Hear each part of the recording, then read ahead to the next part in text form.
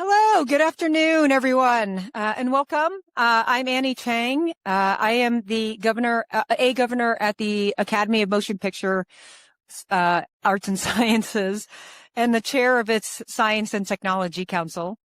On behalf of Academy CEO Bill Kramer and President Lynette Howell-Taylor, we appreciate you taking the time to join us here at NAB. Sorry, it's very puffy. When many people think of the Academy, I think they think of the Oscars, the red carpet and the fancy schmancy ceremony where we celebrate the artists who bring stories to life. What people may not know is that the Academy is actually a global membership organization of over 11,000 artists, executives, and technologists.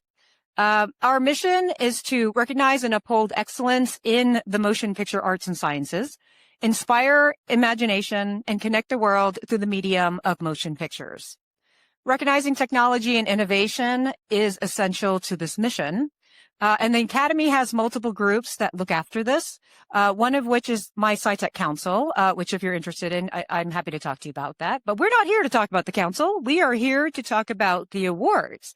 And so today I'm really excited that we're going to have a closer look at the Scientific and Technical Awards, awarded by the Academy since 1931.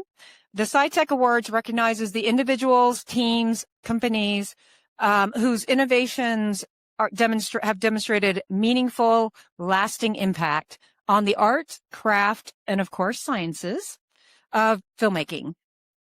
Being here at NAB, where many exhibitors, technologists, artists, and attendees have contributed to or have been recognized by these awards, makes this an especially fitting setting for a conversation about the innovations that they honor. Today's conversation is an opportunity to take a closer look at the Sci-Tech Awards process, how innovations are identified, evaluated, and ultimately recognized, and to hear directly from some of the people behind this work. We have a terrific group here to bring that to life. Before I introduce our moderator for today, I want to thank our panelists for their ongoing commitment to the Academy and for their immeasurable contributions to the art form. So thank you very much. And with that, it's my pleasure to introduce our moderator for today, crafts and entertainment technology journalist Carolyn Giardina, who will guide us through what I'm sure will be a thoughtful and engaging conversation. Thank you. Carolyn? Thank you, Annie. Thank you, everybody, for being here. I have been really looking forward to this panel because the Scientific and Technical Awards is personally one of my favorite events to cover and attend during the year.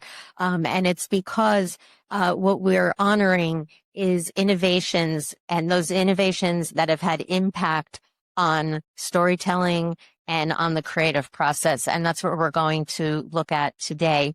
I would like to introduce our speakers. Seated next to me are Darren Grant and Rachel Rose, who are the co-chairs of the Scientific and Technical Awards Executive Committee, and worked very, very hard to make that happen. I am also honored to introduce two Scientific and Technical Award recipients, Justin Webster and Marianne Simmons. And also joining us is Natalie Wade, Senior Director of Member Relations and Awards Administration for the Academy, who makes all of this happen.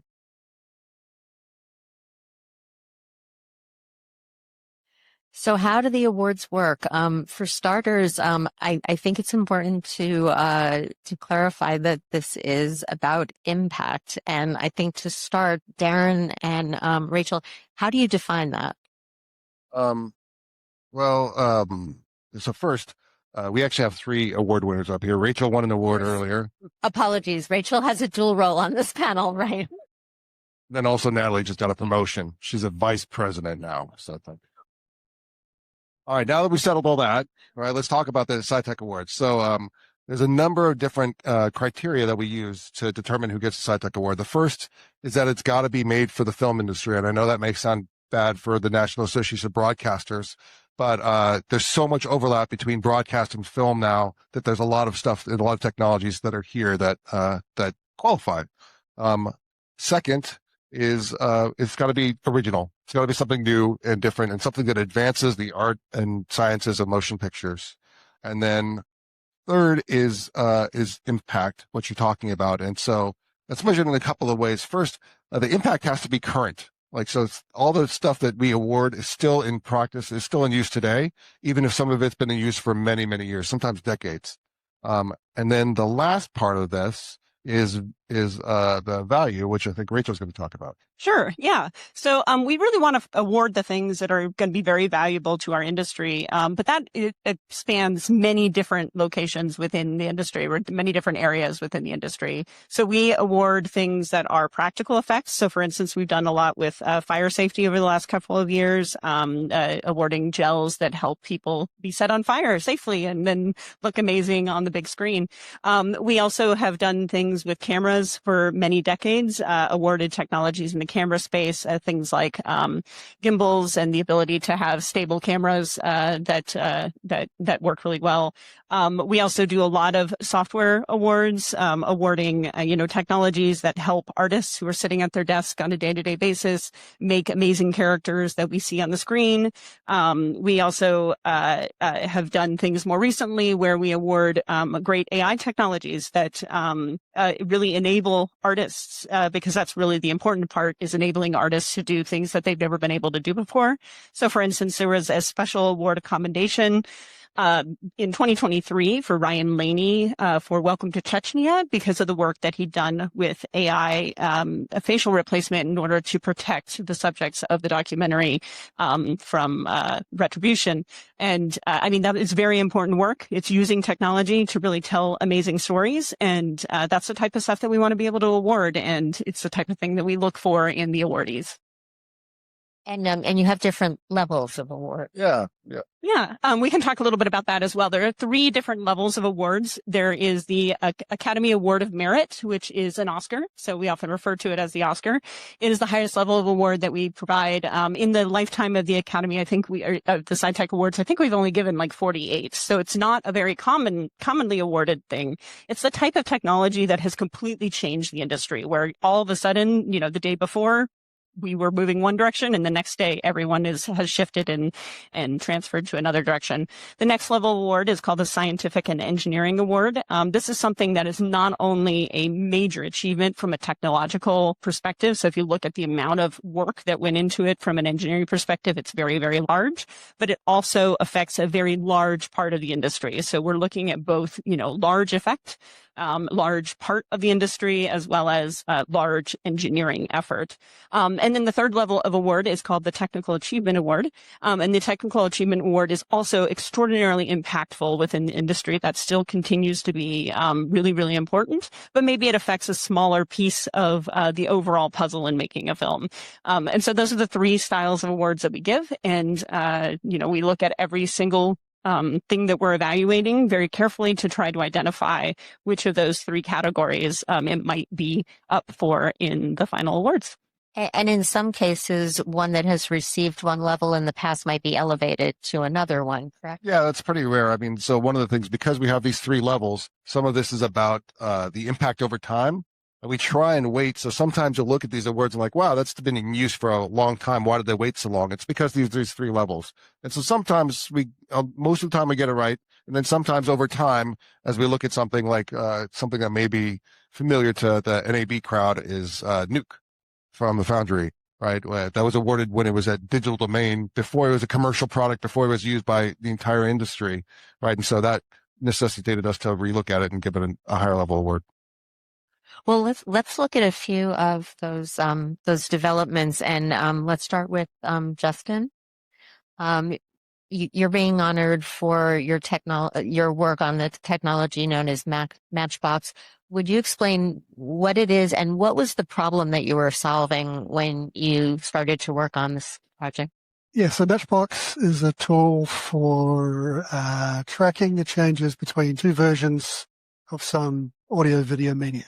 So it takes 2 versions of your reel 3, figures out what's changed visually, if there are any dialogue slips, finds all those changes, and then gives you a way to apply those changes to anything downstream. So a Pro Tools session or color grading or dialogue scripts. And so, yeah, this was a pretty pervasive problem as picture editing went onto computers and directors started locking the film later and later and later. And I was working on some of those big films in Wellington where we were getting cuts right at the last minute. It was becoming harder and harder to keep up with the rate of changes from the cutting room. So some of these tools were developing using change lists and EDLs. And then as it became possible, we started adding video matching and audio matching using the pixels and the audio waveforms as a way to track these changes as quickly as possible and as reliably as possible. And what would your advice be to people who are developing tools and, with an eye in this space? I'd say be a little careful. Right now, things are progressing so quickly with these AI coding tools. If a problem is obvious and the solution is obvious, it's going to be done by about 10 people, and it's going to be done next week. So if you're hoping to commercialize a product, don't look for low-hanging fruit right now, I would say. And Marianne, you earned an award about 5 years ago, and something that is vital and still very much in use. Tell us about your technology, and again, what was the initial spark that prompted the work on this project? So the technology my colleagues and I, was a group of us were awarded for, was the Disney Animation Hair Simulation System. And basically it's an ongoing system. Work started on that way back in early 2000s. We were just spinning up kind of our digital CGI tools. And we knew we had a film coming up with a character with long hair. And at that point in time, there had been very little characters with long hair in animation. It was considered a very difficult open challenge because of the complexity. And we had not only long hair, but Rapunzel for the film Tangled. So 70 feet of it. And also, not only was it long, but it was a key story point and it's key to her character. So there was a lot of interaction with her hair, which again was something at the time where it was kind of a guideline, like don't have the characters touch the hair, please, because it's very difficult. So, we knew we had a big challenge ahead of us. And one thing that was really obvious early on is that it wasn't going to be sufficient just to model the physics and the math behind it for the software. We had to produce a system that the artist could really control because the performances were highly art directed and crafted and often in cases that were not physical scenarios. So from the beginning, it was a tight iteration with the artist, and that continues the themes that we continue with even now after all that time. And since then, this technology has really helped to create the looks of many characters, some including. Yeah, so every film we've kind of progressed on it, and a lot of it is like being able to achieve different styles, like curly hair in Encanto, and also at Moana. And also being able to up the amount of interaction even more. One thing is really fun to see is that the artists really take the interacting with the hair to the extreme now. And also stuff we've done with the cloth. So it used to be like a big constraint. And now you can see that they don't have to be afraid of trying to include those kind of beats in their performances because the tools can kind of support that. And this has had really a very large impact on the character and the performance and the whole look of these films. So, Rachel, as a recipient, having gone through the process yourself, has this changed the way you think about the impact of technology, or what is your perspective as someone on the committee, but also an honoree? Yeah. So, I won in 2018, and going through that process, you really can see the depth with which people are asking about your technology. The questions, the complexity of those questions, and sometimes you're talking to people that maybe know nothing about, or you have never associated with that particular area of technology, and somehow, they've done all this research to try to understand it. And so it was definitely clear that there was a lot of depth happening, from the committee perspective in these investigations. But it's very different seeing it from behind the scenes. What you really find is, there's a saying that we often say in these meetings: we want to award the right people for the right reasons at the right time. And people really do live by that. Like it's a really strong feeling of care and wanting to truly understand the technology at its depths. I think the other thing that's really been amazing to me is that being a part of the committee, you start realizing that anything that has kind of made it to that level of being investigated is already on its own pretty spectacular. And so like, that's one of my favorite parts about participating in the process is you go to each one of these meetings and not only do you get to hear people talk passionately about something they care about, but you also get to look very deeply into amazing technology. Even if it doesn't win, it is amazing. And I think that's something that I've really appreciated watching from behind the scenes now. So, just an example, Justin, when did you go from, you developed Matchbox to when you started seeing this broader impact in the community? For me, it was pretty much instant because I was working on films at the time, and this was obviously a dire need. So within the sound community, it was evident immediately. But then outside the sound community and sort of picture editorial, visual effects, dubbing, color timing, these sort of industries are slowly starting to wake up to it now. And Marianne, what has this meant to you to receive this honor?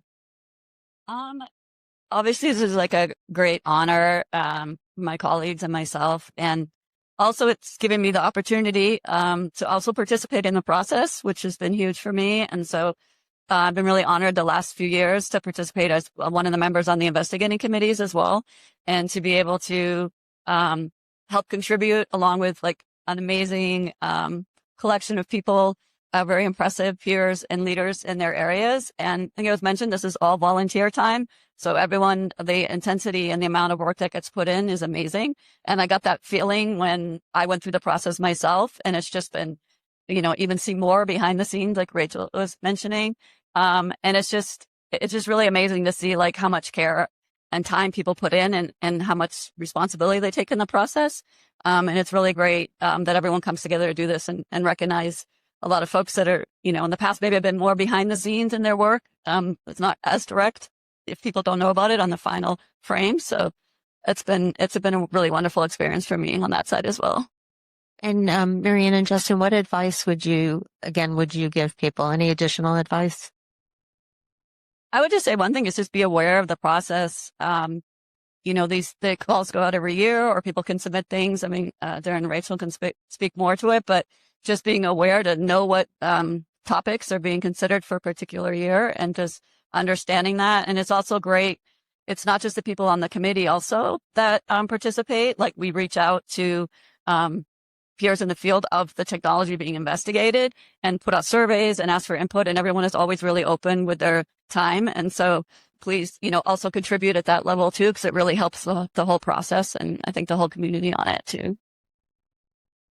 I would say something I didn't realize initially was that you can submit multiple times, especially if something significant's changed, and that there is that secondary call for submissions, right? So once the areas are being chosen, then they're going to be investigated. There's a secondary call. Yeah, it's really interesting. So we get applications in from people, and those wrap up around July. So they're opening up soonish. End of June. So they wrap up in July. And then we look at those, and because we're doing all this work, not just to look at a single application, but that area, right? So we looked at there are other awards in the conform space alongside Justin this year, but we look at that entire area, and even people that didn't actually submit can get an award because we're really looking at that entire area. So to Justin's point and to Marianne's point, there's a press release that goes out in August, that says these are the areas that we're looking at. And so when you see that, we oftentimes will encourage people to do a secondary submission. So just say you do a thorough amount of work would be an understatement. Yeah, I mean, we talked about the volunteer time. I think I figured it out a while ago. I've been doing this for 21 years. It's about 100 hours a person on the volunteer committee. I see some volunteers in the audience, and so they're nodding their heads. Yes, it's about 100 hours each of us. There are 36 of us this year. So that's 3,600 hours, and for the chairs, it's a little bit more. So. Well, on April 28th, it's getting close. This year's Academy Sci-Tech Awards are going to be presented, and let's talk a little bit about the trends of this year's events. What were kind of the macro trends that you were looking at in these investigations? Well, let's see if we can come up with all the areas that we're awarding this year. Seven. Seven. Yeah. 7. Yes. Let's start with that one. Conform and auto assembly is one of the areas that we investigated this year, and we have a couple of awards in. We're also doing bullet hits, lead-free bullet hits. So bullet hits that are safer on set because they contain no lead. We are doing High dynamic range image-based lighting. Yep. Awarding some folks for high dynamic range image-based lighting. We also have stop motion systems, system suites, so that people can do stop motion animation more easily. We have a layered material system. So basically how you have if you have CG objects, how you have layers of different things. No, nothing's made out of just one material. I've got a shirt, I've got pants, I've got skin underneath, putting all that stuff together. Sound restoration. We're doing some awards for sound restoration. Very important when you're shooting on set. And I'm sure in the broadcast world, this is very understandable, trying to make that audio sound as good as possible. And finally, creative art styles, which really, in animation, which have really been elated by the work of Sunny ImageWorks and DreamWorks Animation. Make a good parent. We go through them all. Could you give us a couple of examples of how a little more specifically about how some of these honors have, again, impacted the storytelling and the creative process? Sure. Well, I'll talk about that audio restoration one. It's an award called DX Resolve. Some of you may be aware of it. Anybody in audio engineering, I think everybody uses it because it's not that expensive either. And it actually uses machine learning. There's AI and Gen AI, which everybody's freaked out about, but it uses traditional machine learning in order to process and clean up audio files, stems, right? So what's been amazing about that is that it's taken a lot of pressure off of having to do ADR work. And ADR work, is always challenging. You got to get the actors back in order to do it. They're trying to recreate what they were thinking about in the same timing as they did on set. But if you can capture that work on set, that's really still that's keeping as much of the creative essence of the performance as possible. So that one's really helped people trust what they're recording on set in order to have it back in post and to eliminate ADR or reduce it. I guess we can also mention there's a piece of software called Dragon Frame, which is intended for the stop motion industry. And the thing that this piece of software does really, really well is it takes things that used to be multiple steps, multiple passes within stop motion, and puts it all into one software system that can really talk to all the different pieces. So the way the camera is moving, the lights, maybe switching on and off or having triggers, even sound or digital elements, they can all be contained together in a single piece of software. And what we truly found was many of the big stop motion companies were using this software and had even moved away from other things that they were using in order to use this new piece of software that really brought all this together and enabled them to do things they could never do before because it would have been too hard. Sure, I think it's all of the soft motion companies, and in particular, they've made it so cheap and affordable that every student uses it. So I don't know if there's any stop motion animation produced today that doesn't use that product.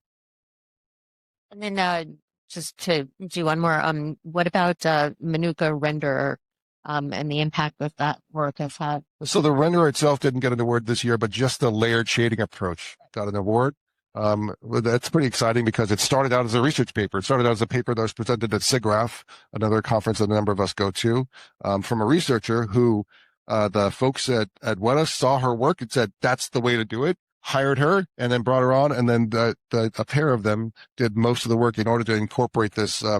Again, it's this layered shader approach. And so that layered material approach. So I think the best example of that, because they do some really tricky stuff with the index of refraction to make sure that you're not having to think about, oh, well, this water this clothing is underneath water, so it's not getting as much light. They figure all that stuff out for you automatically. And so if you can imagine you were working on a movie where there are a bunch of blue aliens that are covered in water the whole time. I don't know which movie. I'm not going to give it away. But it had one of those movies like that really made it so the artist could not have to think about all the tech and just focus on the creative. And since this is all of this work is, again, it's about supporting the creative. This can be a discussion. Anyone can jump in on this, but how best can artists and technologists collaborate? I think like to my point earlier, at least for us, it's just having that constant and tight iteration and collaboration with the artists the whole way through. And also kind of the responsibility on us too, to understand really deeply their workflows and their challenges and what they're running into, so that like you're kind of speaking the same language when you're trying to figure out and solve the problems.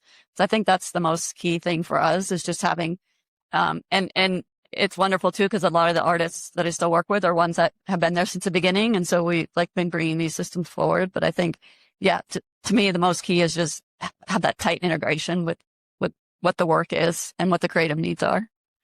Yeah, and in my mind, that relationship between artists and technologists is something that, our industry has been founded on since the very beginning. It's part of, Academy of Motion Picture Arts and Sciences are together. It is the way that we started making movies, was by having cameras that allowed us to capture the imagery and play it back on screen. And it's really this marriage between technology that's enabling the creative. And I think the way that collaboration happens is through conversation, right? It's just constantly communicating and realizing that everyone has a slightly different viewpoint, and that everyone in the industry is a version of art and science, and that we're just kind of in different parts of that mix.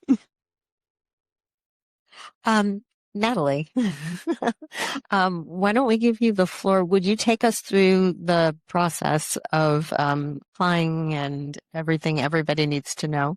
Yes. So as I mentioned earlier, applications will be opening end of June. There's really no barrier for entry. There's no cost for the application. So we really encourage you, if you think you fit within these guidelines, to apply. It's a very serious process. And like everyone mentioned up here, it's really member led. So our members donate hundreds of hours on top of their full-time jobs, their families. It's very impressive. And they take this process so seriously. We have members from 19 branches at the Academy: cinematographers, film editors, visual effects, just to name a few. And this is all member led. So the awards committee is filled with our members who are working at the top of their profession. So who can submit? Do you have to be a member? No, you don't have to be a member. If you have a technology that you think is impactful, you are welcome to submit. And what are the key requirements that people should know about if they're considering an application? I think when you're applying, what we really ask for is the history of the technology and the history of the development. We ask if it was made for film or if it was adapted for film. And then once we get to the application process, it's really handed over to the co-chairs to determine the areas of investigation. So it's really quite accessible. It is. And are there any rules that you should mention that people might not be aware of? I mean, I think impact in the beginning, what Rachel and Darren discussed, is you have to demonstrate that this is being actively used on films.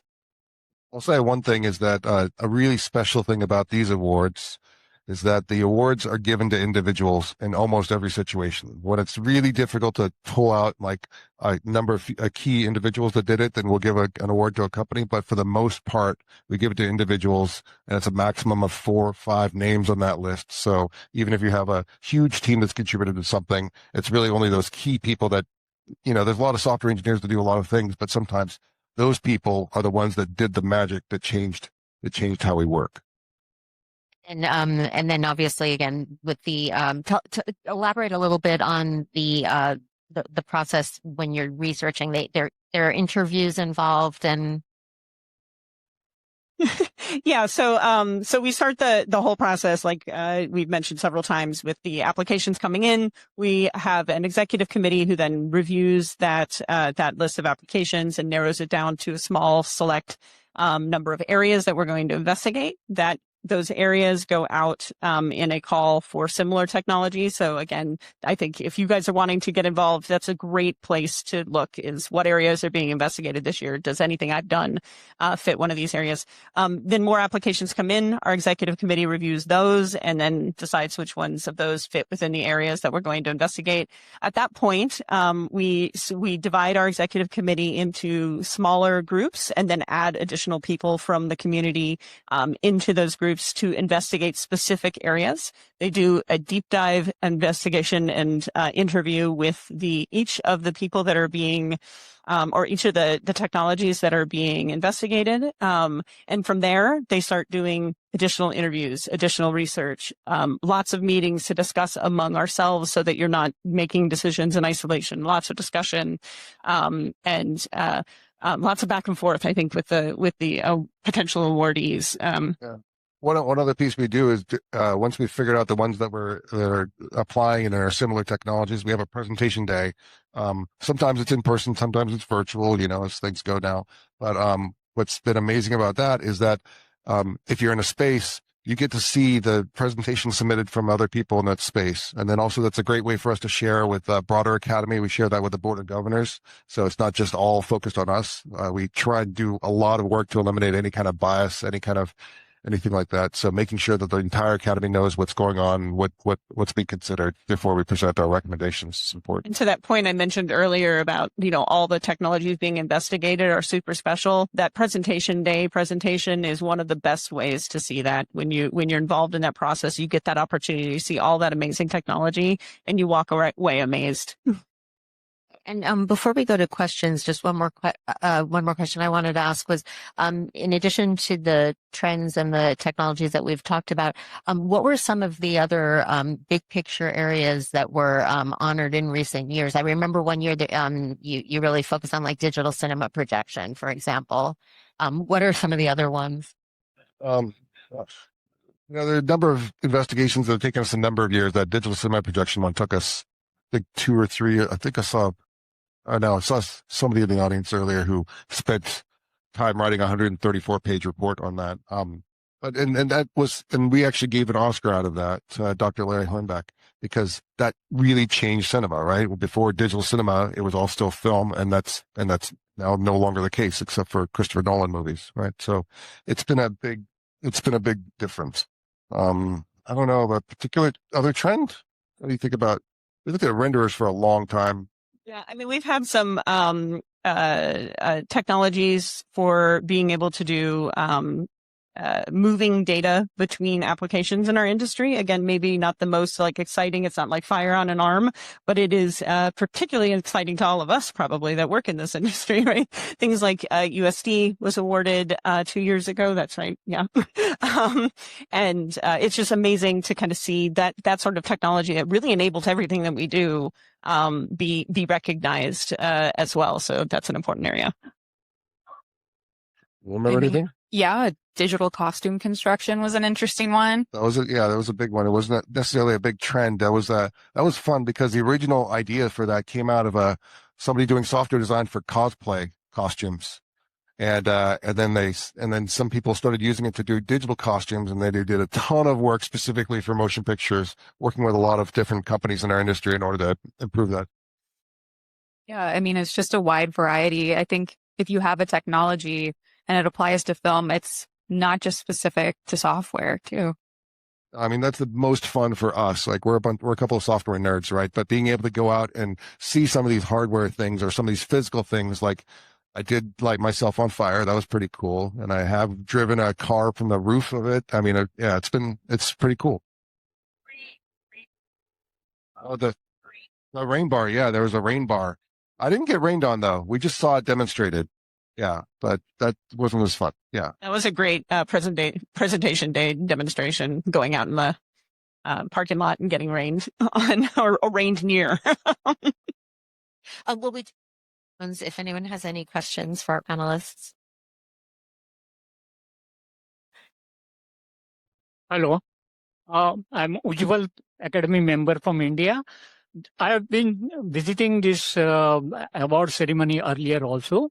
I just want to know whether the number of awards are being increased because there are more and more people getting involved around the world. So is there a way to increase the number of awards like we have been doing for the Oscar Awards? Some new branches have been added and the number of awards have also increased.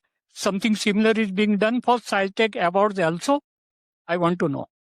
Yeah. So, I wouldn't say that we're explicitly adding new categories or anything like that, but we are trying to be very, thoughtful about making sure that everyone, both within the Academy as well as outside of the Academy, are aware of the breadth of the awards that can be given, because we would love to see, very loud up there.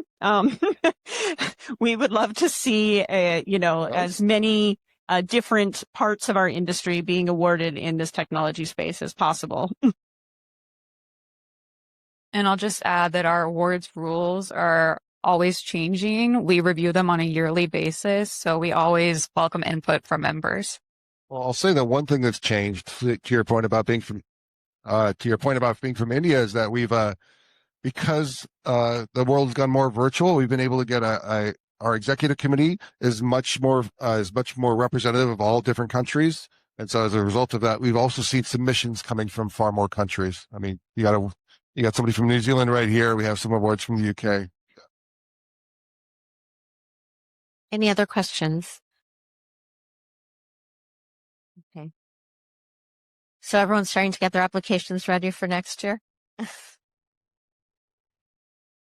then I'll just make one more plug, I think, for the actual awards this year. April 28th will be our Sci-Tech Awards for this year. We are awarding 15 different technologies, and is it me?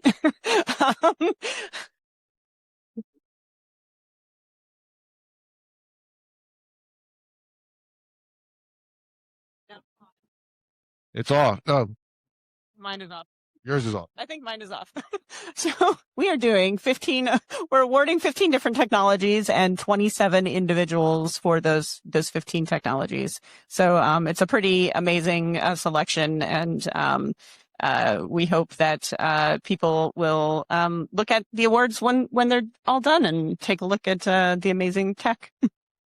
It's been great. We actually are able to put some of the clips on YouTube now. So even if you're not able to attend what you can buy a ticket, right?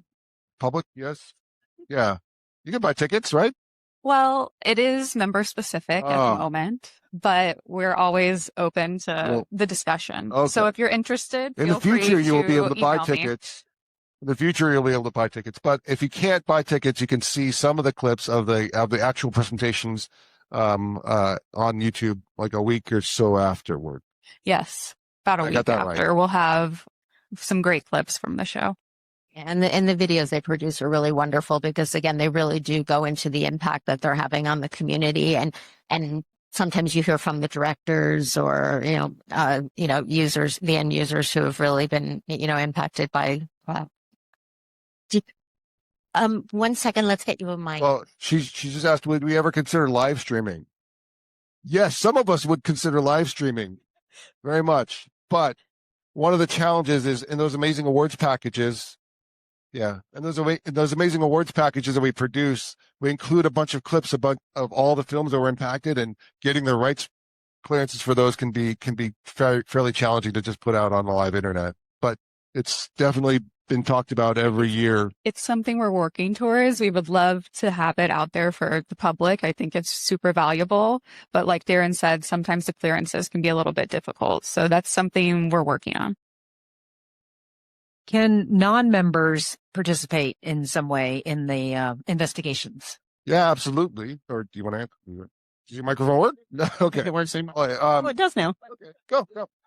Yes, non-members can participate. So, in addition to being able to submit your technology, you can also be a member of the committee. So often when not the executive committee, but it's subcommittees that are investigating each of the individual areas. So often once we, split up our executive committee across those investigations, we then find other people who are, experts in that space or have shown interest in participating in the past, who may not be members of the Academy at all, but can help us investigate this wonderful technology. What's great is once you've participated, because you're a subject matter expert, even if you're not an Academy member, two things happen. One, if you do a great job, you may be invited back, even if there's not an area in your space. And two, the more and more you do this volunteer work, it really shows up well on your application to become a member of the Academy. Any other? Okay. Well, if you, we hope that this session has given you a nice look at how the process works and the awards itself. And if you're developing anything that you think is making a difference, we encourage you to look into this and consider being part of the process. And I would like to thank and if you have any questions after we wrap up, Darren and Rachel and Natalie are all here and can answer anything else. But please join me in thanking our guests.